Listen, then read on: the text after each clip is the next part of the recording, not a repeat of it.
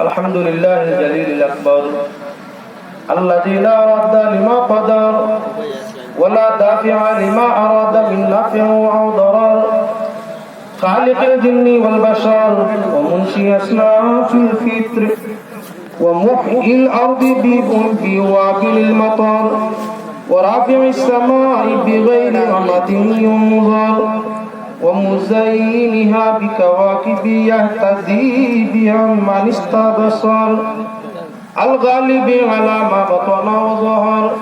المنزه عن إدراك النوازل والتخيلات الفكر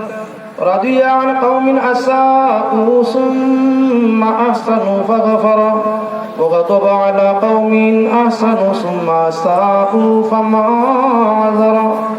قبض خلقه قبضتين فقال هذه ولا أبالي إلى الجنة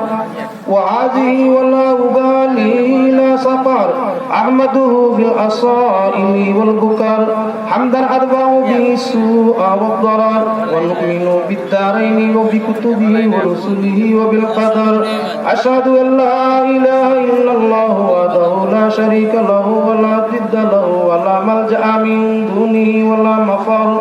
أحد فرد صمد ليس له صاحبة ولا ولد بل تعالى فقدر وجهر بالقبيح فسطر ووسع الرزق على من شاء من عباده ويسر وضيقه على من أراد من خلقه وعسر لا يسأل عما يفعل ربنا العظيم الأكبر وأشهد أن سيدنا ونبينا ومولانا محمدا عبده ورسوله وصفيه وخليله سيد الخواص ولب الخيار بعثه الله نبيا ورسولا واصطفاه وليا طاهرا عربيا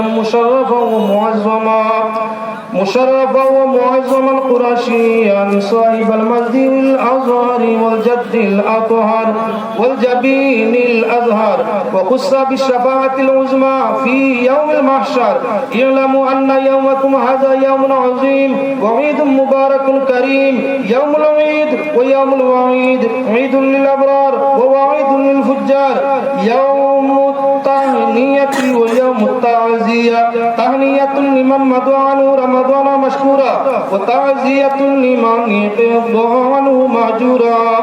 ليت شعري من المعروف